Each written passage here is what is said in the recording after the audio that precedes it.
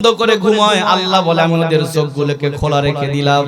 কুকুরকে বললাম কুকুর গুহার মুখের সামনে যাও, হাঁ করে পাটা টান করে থাকো, যেন যে কেউ তোমাকে দেখলে ভয় পেতে পারে। কুকুর তাই করেছে।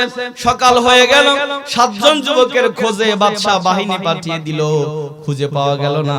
বলল ওরা পালিয়েছে, এমনকি বাপের পকেটের টাকা পর্যন্ত নিয়ে গেছে। বাদশার নামদার বলল সিরুনি অভিযান করো, যেখানে পাওয়া যাবে ধরে আনো। গোয়েন্দারা গিয়ে খবর দিয়েছে বাদশা, খোঁজ পাওয়া গেছে 7 জন যুবক গুহার ভিতরে ডাইন কাত হয়ে শুয়ে আছে আর তাকায় আছে। ওগো বাদশা, ওদের কাছে যেতে আমাদের ভয় লাগে। বাদশার নামদার ধরেন পুলিশ বাহিনী নিয়ে গেছে ধরার জন্য। আল্লাহ বলে আমি ওদের অন্তরের ভিতরে ভয় ঢুকাইয়া দিলাম।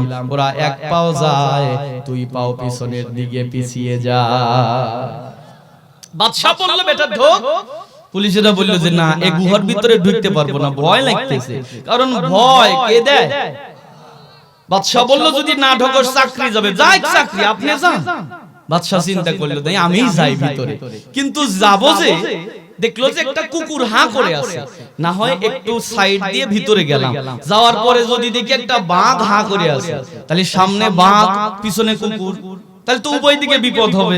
ভিতরে 2টা বিপদে পড়া লাগবে, তাই না? উভয় দিকের বিপদ কি বোঝেন আপনারা? আমাদের সমাজে অনেকে আছে কিন্তু বিদ্যুৎ বিলও দেয় না, মিটারও কাটতে দেয় না। এই মিটার কাটতে এসে মহিলা বলে মাছ যায় কাপড় বাইন্দে মাছ দাম নিয়ে কইছে তুই মিটার কাটবি, আমি তোর কল্লা কাটে ফেলাবো। ওই তো যাইয়া দৌড়াইছে, এই পিছনে পিছনে দৌড়াইছে, কাটিয়ে লিয়া যা মিটার। ওই খেজুর গাছে উঠছে, নিচে দাঁড়ায় বলতেছে গাছে উঠতে পারি না, দে তো বাঁচাই দিলাম। তবে গাছে থাকবি যতক্ষণ, আমি এখানে দাঁড়ায় থাকবো ততক্ষণ। এটাকে বলে উভয় দিকে বিপদ। বাদশা দেখলো যে যদি ভিতরে গিয়ে আটকা পড়ি তাহলে উভয় দিকে বিপদ। আমাদের গ্রাম্য ভাষায় একটা কথা আছে, ওদের মারতে পারলাম না হাতে, মারবো ওদের ভাতে। কথা কি বুঝেছে? মারতে পারলাম না হাতে, কথা কয় না, মারবো ওদের। কেমনে মারবে? বলে ওদের গুহার সামনে প্রাচীর নির্মাণ করে দাও, দেওয়াল দিয়ে আটকায়া দাও, ভিতরে সবগুলো মরিয়া শুটকি হয়ে থাকবে, মাটির সাথে মিশে যাবে। তাই করা হলো। গুহার মুখের সামনে দেওয়াল দিয়ে আটকে দেওয়া হলো। 7 জন যুবক ভিতরে আটকা পড়ে গেল কুকুর সহ। বাদশার নামদার বললেন ওদের 7 জনের নাম একটা তামার প্লেটের সাথে লিখে আমার সিংহাসনের নিচে পুঁতে রাখো, যেন পরবর্তী প্রজন্ম জানতে পারে যে আমি কতটা ক্ষমতাধর ছিলাম। তাই করা হলো।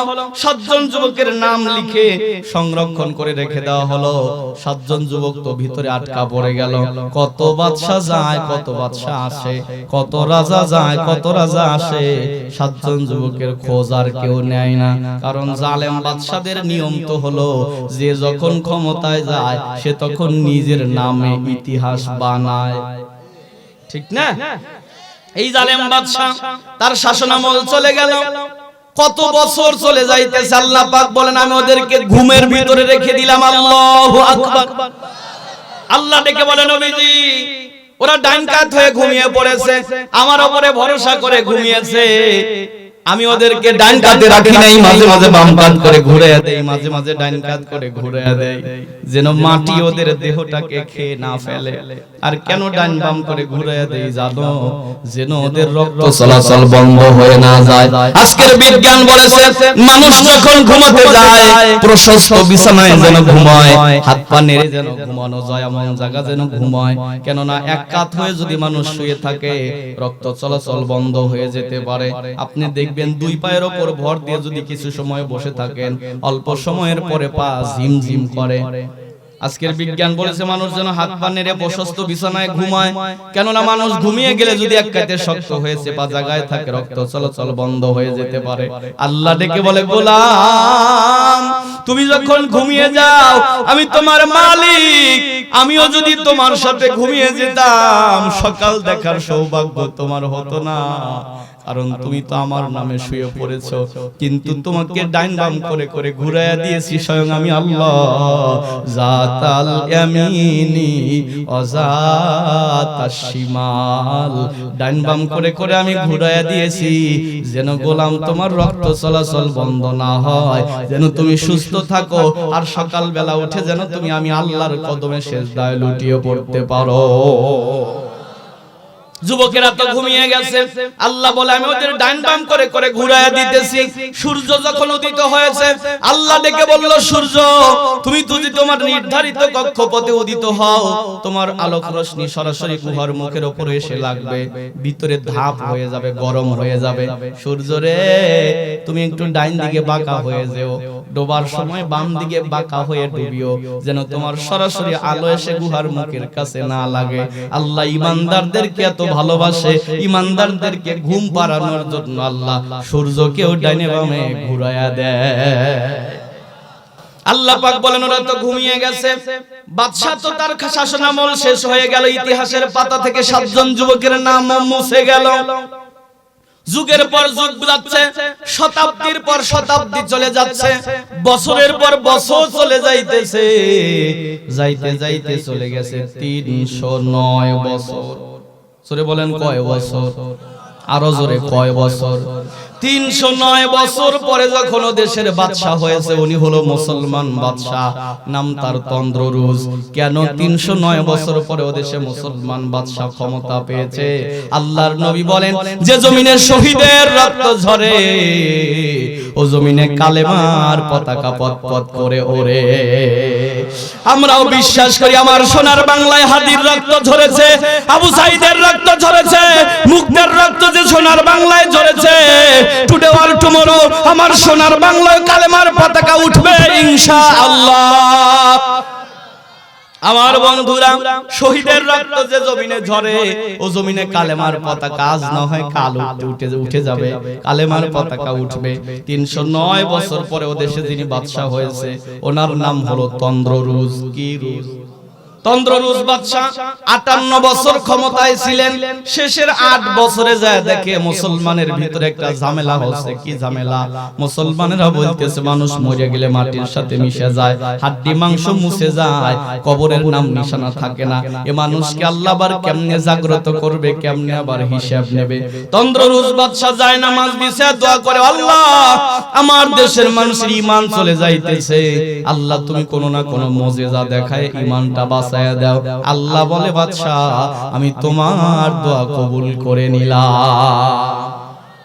309 বছর পরে ওই জালেম ওই মুসলমান বাদশার শাসন আমলে ওই যে গুহার মুখের উপরে প্রাচীর নির্মাণ করে দেওয়া হয়েছে, নাম নিশানা তো মুছে গেছে। ওই পাহাড়ের পাদদেশ দিয়ে একটা মুরব্বী মানুষ ছাগল রাখে, নাম তার আউলিয়াস। কি এই মুরব্বীটা চিন্তা করে এই গুহার মুখের উপরে আবার এরকম প্রাচীর দেওয়া কেন, দেওয়াল দিয়ে আটকানো কেন? যদি দেওয়ালটা একটু ভাঙা যায়, ভিতরে যদি গুহাটা বের হয়, গুহার মুখটা যদি উন্মুক্ত হয়, আমি ছাগল নিয়ে ভিতরে আশ্রয় গ্রহণ করতে পারবো। মানে যে যেদিকে কাজ করে ওই দিকে তার মগজটা ওইদিকে ধাবিত হয়। আউলিয়াস নামে মুরব্বিটা বলতেছে, গুহার মুখের উপরের দেওয়াল যদি ভাঙা যায়, ছাগল ওই যে বৃষ্টি আসলে ছাগল দৌড়াদৌড়ি করে, তাহলে এর ভিতরে যায় অন্তত ছাগল নিয়ে আশ্রয় নেওয়া যাবে। আউলিয়াস নামে লোকটা একটা কামলা কিনলো, কামলাকে বলেছে তোমার কাজ হলো সারাদিন খটখট করে গুহার মুখের উপরে দেওয়ালটা ভেঙে ফেলা, আর ভিতরে যেন আমি ছাগল নিয়ে থাকতে পারি, আশ্রয় নিতে পারি। কামলা তাই করেছে। আল্লাহ পাক বলেন, খটখট করে ওরা যখন গুহার মুখের উপরের প্রাচীরটা ভাঙতেছে, আল্লাহ পাক বলেন খটখট আওয়াজে ওদের কানের পর্দা আমি সরায়া দিলাম। এই খটখট আওয়াজে 309 বছর পরে 7 জন যুবকের ঘুম ভেঙে গেছে। তুমি ডুবাইলে ভাসাইতে পারো, ডুবাইলে ভাসাইতে পারো, তাই তো তোমায় ডাক আমি ইলাহি আল আমিন গো মাওলা রব্বুল আলামিন তুমি। ওই আল্লাহ আছে না নাই? 309 বছর পরে গুহার মুখ যখন ভেঙেছে কামলাটা, বিকেল হয়ে গেল গুহার মুখটা ভাঙতে। বিকেল যখন হয়েছে গুহার মুখটা খুলে গেছে। এই আউলিয়াস নামে মুরব্বিটা বলল, ভাই চলেন যাই ভিতরে ঝাড়ু দিয়ে আসি। কামলাটা বলতেছে কামলা সই টাকা দেন বাড়ি যাই। আল্লাহর নবী বলেছেন শেষ জামানা যখন হবে তোমরা বুঝতে পারবা কেমনে জানো কেমনে, বলে গরিব মানুষের অহংকারী হবে। জিজ্ঞেস করা হলো রাসূল গরিব মানুষ আবার কেমনে অহংকারী হয়? বলে গরিব মানুষেরা অহংকার করে চলবে। দেখবেন তিন রাস্তার মোড়ের পারে একটা ভ্যান দাঁড়ায় আছে, অন্য গাড়ি ঘোড়া নাই, টিপ টিপ বৃষ্টি পড়ে, ওই সময় ভ্যান আলাকে যা বলবেন ভাই তাড়াতাড়ি বাজারে যাওয়া লাগবে আমার দরকার।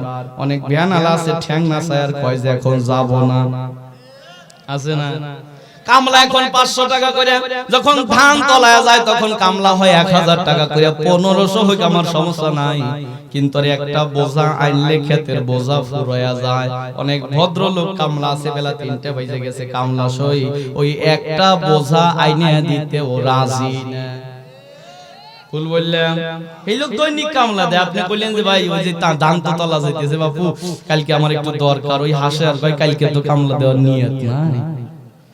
ফকির মিসকিনও এখন অহংকার করে, আপনি দেখছেন কিনা? আমি তো মাঝে মাঝে গ্রামে যখন আমরা দেখি তো মানে 2 মিনিট পরে যায় ফকির নিকে বলবেন অথবা ফকিরকে বলবেন যে গেদার মা তো কাজ করতেছে অথবা খুচরা টাকা নাই অথবা এখন ব্যস্ত আছে পরে দে, আল্লাহর রাস্তে মাপ চাই। অনেক ফকির আছে ভেট কি দেয় আগে কবের পারো নাই 10 বারি গোরা লাগে আমারে, ঠিক না?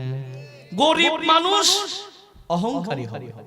আউলিয়াসের কামলা বলতেছে যে কামলা সই যায় দেব আবার, কামলা সই টেহা দেন বাড়ি যায়।